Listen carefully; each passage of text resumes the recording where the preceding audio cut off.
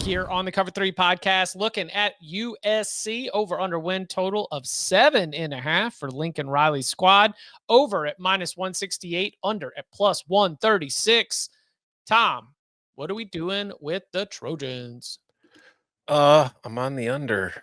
Our Big Ten expert picks came out earlier this week, and Bud's so mad about my pick that he just straight up dipped.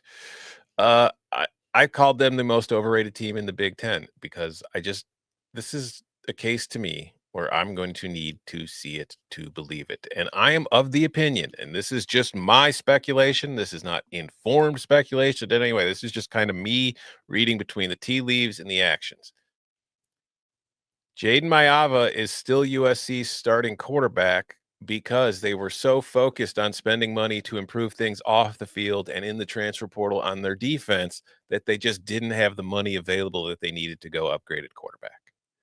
I'm not a Jaden Mayava believer. I think he's a Jag plus. And I think if USC is going to truly compete at the top of the Big Ten, especially when you look at this schedule, I don't think they have the personnel to truly do it. I think defensively they will be better.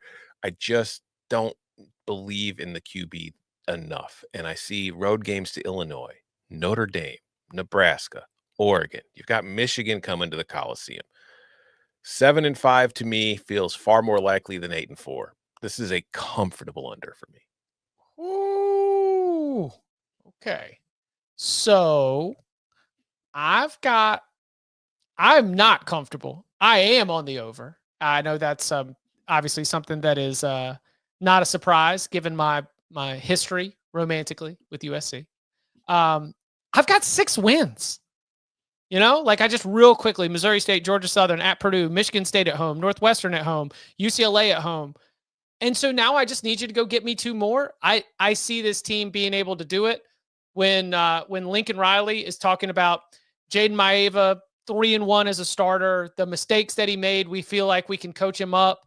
A lot of great feedback in terms of some of the work that Mayava did in his own offseason, some of the training that he did in terms of trying to develop his own game, take all those tools and take it to the next step. Mekhi Lemon, Jacoby Lane. We have heard nothing but great things about what USC is going to have right there at wide receiver.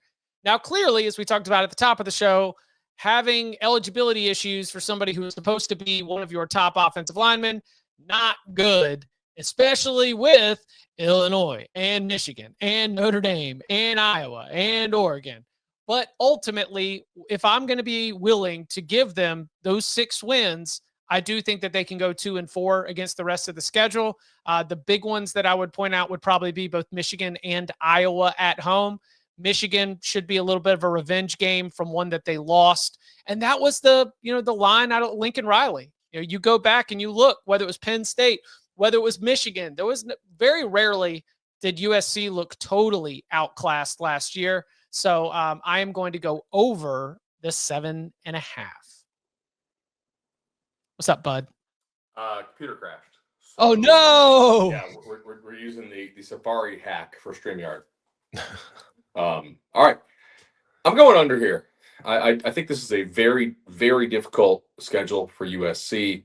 I'm not sure that I'm out on the quarterback like Tom is, but I'm not just betting under because the guard. But I think that there are some concerns here about this team. At Illinois is pretty tough. Hosting Michigan is tough. Obviously Notre Dame.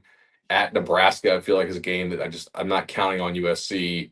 Like, is that a bankable win for them? I don't really think so. Northwestern at home's and a nice one to get, but like finishing Iowa at Oregon and then UCLA, that's a grind of a schedule, man. And I don't know that this team has shown me that it's trustworthy enough to go over here. So I'm going to go ahead and go under.